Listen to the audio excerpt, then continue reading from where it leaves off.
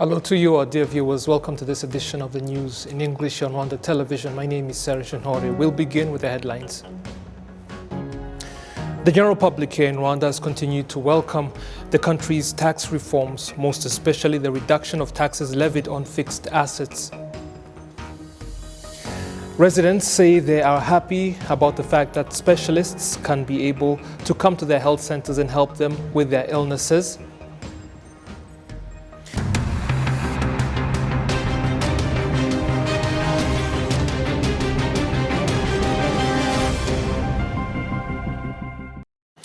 Now the details. I hope you're having a great weekend. Citizens have continued to appreciate the government's decision of tax reduction on immovable properties and fees waived in the decentralized entities, and it will help them in their development in the countries. In general, economic experts are agreeing that this will favor investment and increased taxpayers. Prince Manzi with the details. The decisions appreciated by these citizens include tax on residential land that will be paid between 0 and 80 Rwandan francs per meter square, from the usual payment between 0 and 300 Rwandan francs. The house and land tax are combined, and there will be a tax payment of 0.5% of the combined market value of the house and land, down from 1%. For commercial building, tax reduced from 0.5% to 0.3% of the market value. Some fees in decentralized entities were waived off as well. Uyu munsi wa none tumaze kubona ibipimo byasohotse birashimishije nko ku butaka. Today, after seeing the tax rates, we were happy. Like on the land, the tax is between 0 and 80 Rwandan francs. So it is for local administrators to analyze and decide the final cost in consideration of their residents' capacities. Kimwe mu byo navuga nabonye nashimiye ngewe ni nko What I appreciated mostly is like how one would go looking for a certain document at the sector level, for instance, and you find that you have to pay a certain amount. Now, those fees were waived off, so this is something that the government imposed for our benefits as citizens.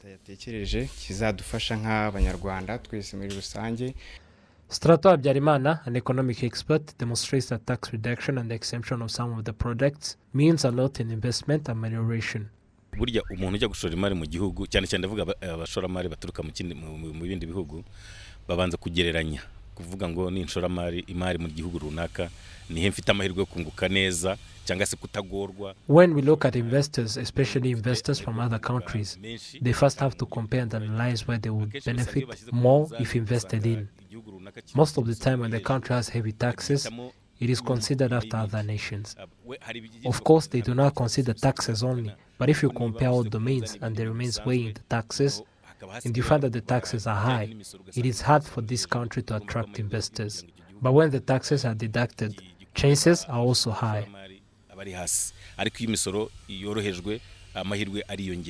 The Minister of State in charge of National Treasury in the Ministry of Finance and Economic Planning, Richard Tusabe, reiterates that tax reduction will attract investors and their activities will support mostly the youth.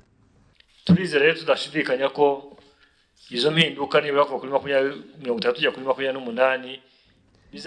believe that these changes from 50 to 28 will favor us in attracting investors, and also those who are already in the country will improve their production.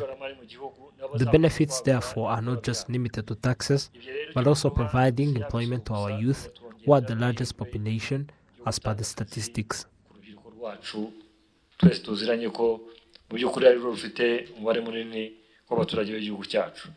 The amendments made are expected to increase the country's GDP by 1%, not later than the fiscal year 2025-2026. Prince Manzi, RwandaTV News. Now to health matters. Local residents have been commending the fact that medical specialists are able to come and provide their services at local health centers. We have more with Adam Squeezera. At the Nyarurenzi Health Center in Nyarugenge District, a group of doctors from the Rwanda Christian Medical and Dental Organization are in the process of diagnosing and treating dental, eye, maternal, and other non-communicable diseases, including diabetes and high blood pressure, plus even those who require surgery. After being treated by specialist doctors, patients are given free medicines. I would always have stomach ache. I hope that these medicines will help me as well, because they told me that I have to take it thrice a day. mfite uburwayi bw'amaso kandi bumaranye igihe kirekire. I have a long-term eye illness, as by now I can't be able to look in my phone. I wish to have a specialist who would treat me so that I could be able to read texts and also seek what I can do. Nkabasha no kureba n'ibyo nakora. The chairman of Rwanda Christian Medical and Dental Organization, Dr. Muhumuza Stephen, noted that the early treatment prevents the residents from reaching to that critical condition of disease. Amadiabete y'abazarubagimande yawe indwara z'umutima iyo tuyivuye bukiri kare bituma umuntu atazahara.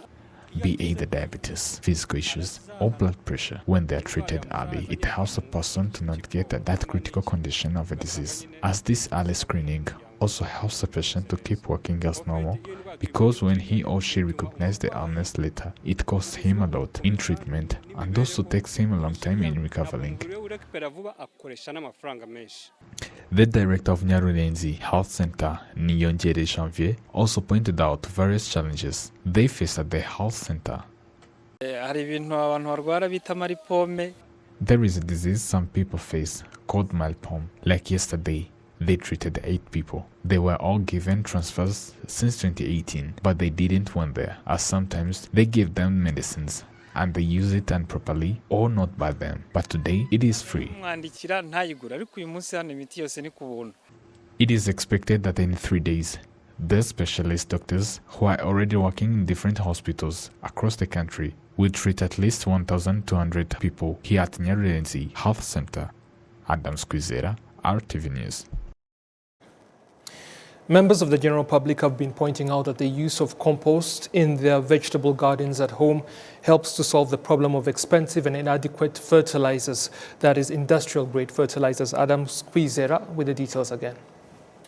This is the Mukarokore Atanazi's home in Nyamawiyesal, Gaseti village, Gicumbi district. We find her feeding the animals. Underneath of her house, there is a manure heap where she puts all household waste. Mukarokore explains its importance. It produces fertilizers, which we use in cultivation. We are also planning to put other fertilizers after harvesting those bins.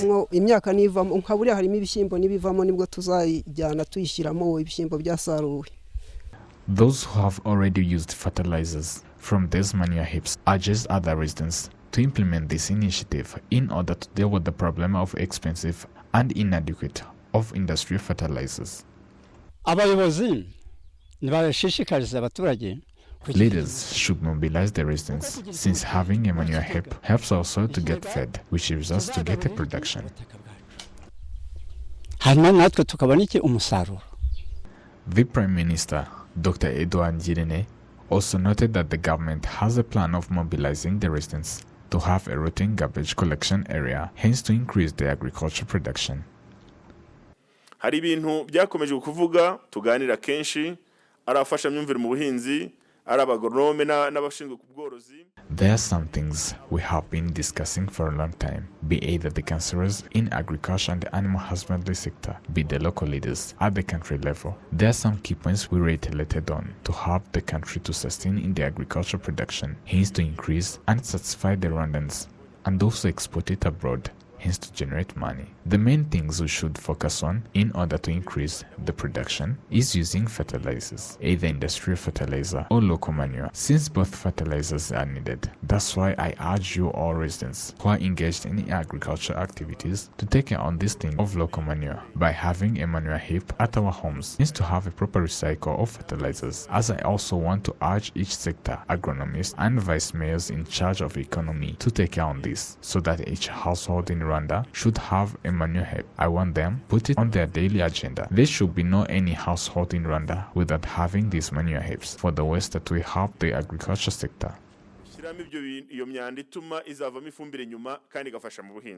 Rwanda continues to do its best to increase agriculture production in order to be self-sufficient in food production. This has led to the 2022-2023 budget year, where the government has put almost 31 billion Rwandan francs incentives, equivalent to an increase of 93%. Adam Squizera, RTV News. Now the education sector. The Ministry of Education has pointed out that even though the government has done all it can to reduce the burden of what parents have to bear on their As part of the school feeding program of the country, the participation of parents has remained below 70%. Olive Nete has the details. During lunchtime, students are taking the meal at school. They appreciate this established program. This program of feeding students at school is so good because when we get the meal at school, it helps us to carry on with our courses in a good way. To get the meal at school is very essential to us because it assists us in studying well and also to retain our lessons. Because while learning, it must also go hand in hand with being healthy. This also provides outcomes in terms of quality of education because when we are well fed, you study well and you retain what you learned in class. However, some of the headmasters of schools say that the participation of parents who pay the established price in this school feeding program, which is also supported by the government, is still on a low rate. Most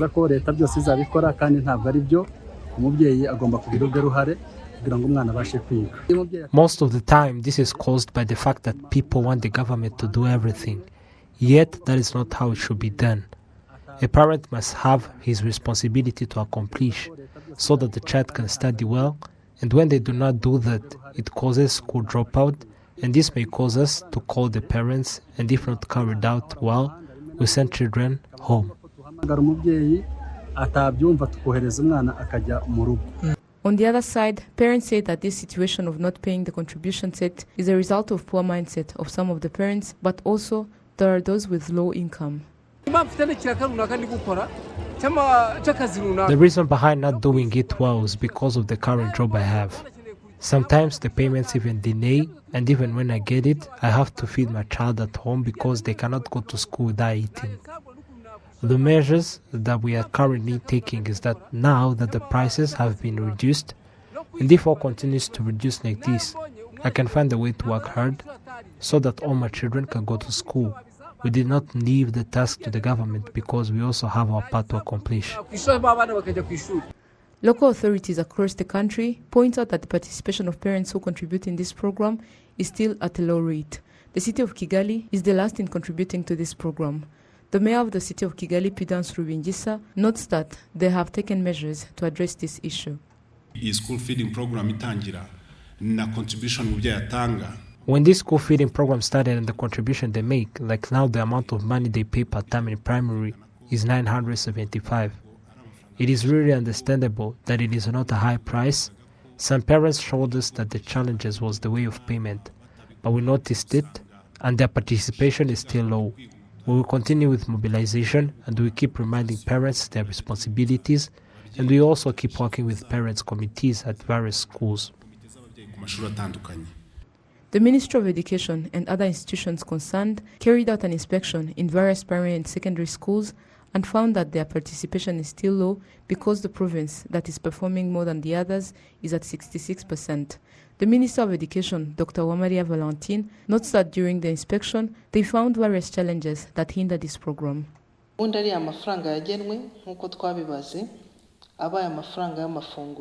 The amount of money that has been set, as we calculated, if it was the money for feeding students only, it would be enough because we closely evaluated it and did an assessment in all boarding schools, and we also evaluated the price at which they purchase goods. But mainly the challenge which is persisting is operating expenses of schools, such as paying water and electricity bills, paying for cleaning services, depending on how big or small the school is, and extra employees. Those extra expenses is what is hindering the betterment of the program.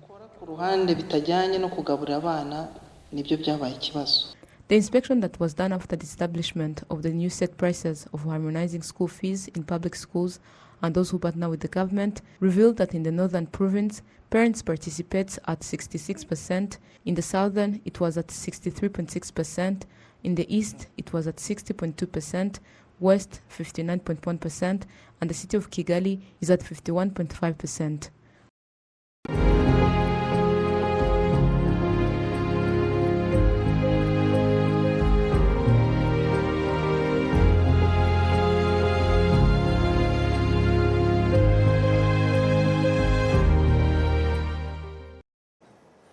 The Ministry of National Unity and Civic Engagement has given assurances that the Kigali Genocide Memorial at Gisozi, as well as the Nyamata, Murambi and Bisesero Genocide Memorials will all be placed on the UNESCO list of World Heritage Sites and this will help in raising awareness of the genocide against the Tutsi. Prince Manzi with the details. Philomene Msasanzobe, 67 years old, survived the genocide against the Tutsi at Nyamata Parish, where 10,000 Tutsi were massacred at. She states that they fled to the parish, believing that they would be safe, but it was the opposite. I was there. It's not a told story. They came and we started throwing stones at them, and they threw grenades. Some lost their arms, heads, and others died instantly, including my children and relatives. I had 7 children, 3 died. We had a large family, but they were all killed. Currently, the mentioned Nyamata Parish is a genocide memorial, home to 10,080 Tutsi massacred in this parish and surrounding areas. Eric Muhaturukundo, in charge of this memorial maintenance activities, demonstrates that evidences of the killings happened at Nyamata Church are still alive. Nta kindi kintu kigeze gikorwa ku nyubako ziri hano uko byari bimeze mbere ahatewe grenade haragaragara. Nothing else was added on the building. Where grenades were thrown, signs are still found. Anyone could come here and see the intensity of the genocide. Anyone who comes here to commemorates by seeing tangible facts of the life he has been through in the genocide. Here are also clothes of Tutsi massacred in the Nyamata Church. Abatutsi biciwe ahangaha n'ubundi biciwe ahangaha muri kiliziya ya Nyamata. The Ministry of National Unity and Civic Engagement states that Rwanda requested for adding 4 genocide memorials in the UNESCO World Heritage Sites with the aim of making the history they contain known globally. These genocide memorials are the Nyamata, Gisozi, Bisesero and Murambi. More than 250,000 bodies are buried in Kigali Genocide Memorial at Gisozi, 50,000 bodies in Murambi Genocide Memorial, and 48,000 in Bisesero Genocide Memorial. Minister Dr. Jean Damascene Bizimana reiterates that where this project is, it is promising. UNESCO has been sending experts here, and the recent were sent in March. It has been 2 weeks since this report was sent to UNESCO, and it will be analyzed. Those experts demonstrated that the report is good, the amendments will be done. They mostly focus on preservation and history demonstration, and this is to be emphasized for those willing to know more on the history can be demonstrated at site without anyone supporting.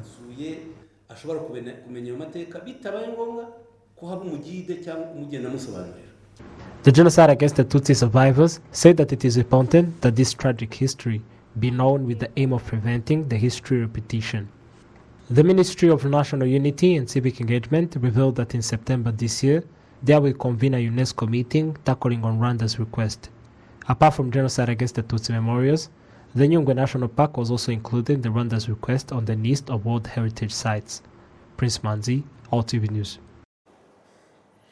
In Bugesera district, that's in the eastern province, the survivors of the genocide perpetrated against the Tutsi in what used to be the cell of Nyirarukobwa, including former students and teachers who used to teach at a school at that cell or that was destroyed during the genocide, have requested that a memorial be erected there to show people what happened. Olive Nete with the details. Some of the former educators and teachers at Nyirarukobwa Primary School who survived the genocide against the Tutsi reiterate on the history of that specific area and in the Bugesera district in general. My father was on that side, in that institution, which used to be for the priests, and my mother was on this other side. And they started slaughtering people. Because I was a child back then with my sibling on the back, I tried to move a bit in front, and that's how we managed to survive. And currently, life is going on well. We thank the government. We studied, we got married, and we also have children. It's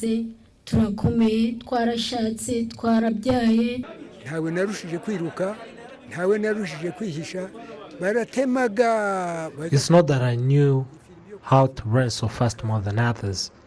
I didn't even hide that much more than what others did. They used to kill people and then I would survive just because their hour to go home arrived, and they would go on like that. I want to thank the government for rescuing us, making sure that our kids go back to school and also care about old people. The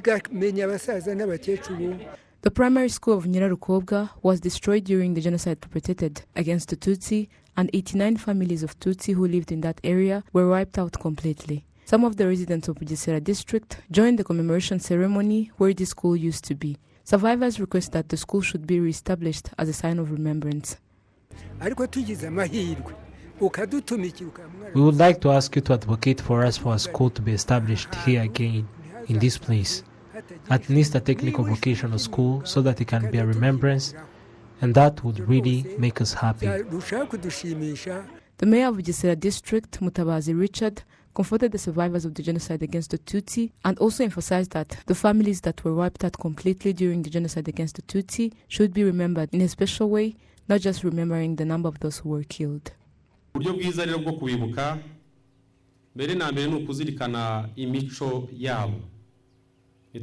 appropriate way to remember them, first of all, is to embody their behaviors and attitudes. We do not have to remember them as numbers, just like remembering that they were 89 families. We should remember their essence of life, their values, their wisdom and humanity, and more, so that we can learn from them.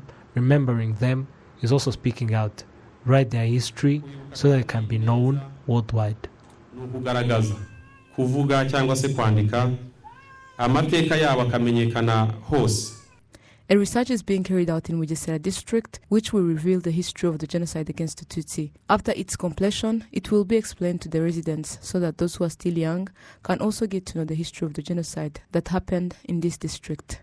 Olive Nete, RTV News. The Ministry of Agriculture and Animal Resources on Friday remembered its former employees who were killed during the 1994 genocide against the Tutsi. We have the details with Sheena Teta. The occasion was inaugurated by Bishop John Richahana's speech of hope to the survivors and Rwandans at large that had attended the event, where he went on and urged Rwandans not to only remember with a broken heart, but also reflect how far our country has come. He also said to the youth that they ought to know the country's history and be able to protect its destiny. Christian Twamugize, a survivor of the 1994 genocide against the Tutsi and an employee at Minagri before and during the genocide, gave a testimony of how she survived by being hid by her husband in cornfields. Christian, in her testimony, says that hatred in this ministry began with Tutsi employees being disbarred from meetings at work. Christian is a mother to 5 children. Urumva babikoraga rwihishwa ariko cyane cyane bakabinonosorera mu nama. They would do it secretly and later refine their plans during the various meetings that were conducted, given they knew their fellow workmates that worked in PST. They started hating them where it got to the point of killing them. Ayo macakubiri azamura urwango barabanga kugeza naho baviramo kubica. Those whose parents, friends and relatives worked for the Ministry of Agriculture and Animal Resources before the genocide thank this ministry for setting a time to remember their loved ones and fellow employees that were killed around the country because it helps them to give back their honor. Nyakubahwa Minisitiri w'Ubuhinzi n'Ubworozi tubashimire cyane. Abana babivuze. Honorable Minister of Agriculture and Animal Resources, we want to thank you so much because remembering our loved ones makes us feel happy. Not only do we appreciate that, but also the memorial site that you have constructed. Sometimes we come to remember our loved ones and overstay, but you allow us to do so, which we really appreciate. Ariko mukatwihanganira mukaturekera umwanya wacu. Nacyo ni ikintu tubashima. Speaking at the 29th commemoration, the Minister of Agriculture and Animal Resources, Dr. Ildefonse Musafiri, in a message of hope to the survivors and the country as well, said that the state will continue to be close to the families left behind by former employees of this ministry in accordance to the process of reconstruction. Tuzakomeza gukora ibishoboka byose kugira ngo abasigaye n'abakomoka. We shall continue doing all we can so that the survivors and descendants of those who were employees of Minagri can be able to reconstruct their lives in terms of development. As the Ministry of Agriculture and Animal Resources, we shall not allow that the killers reach their goal. Umukuru w'igihugu yansabye ko mpagarira muri iyi minsi ntago tuzemera ko ibyo abicanyi bari bagamije bigerwaho. 810 employees of the Ministry of Agriculture and Animal Resources, together with other related agencies, were killed in the genocide, including 403 from the ministry itself, 220 from ISAR, 161 from OCIR, they and the tea industry, and 26 from OCIR Cafe. Shina Teta, RTV News.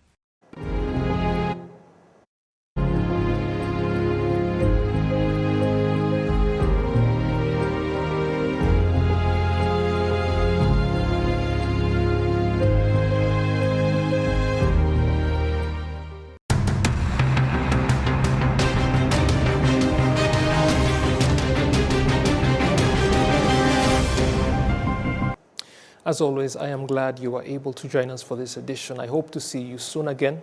Goodbye.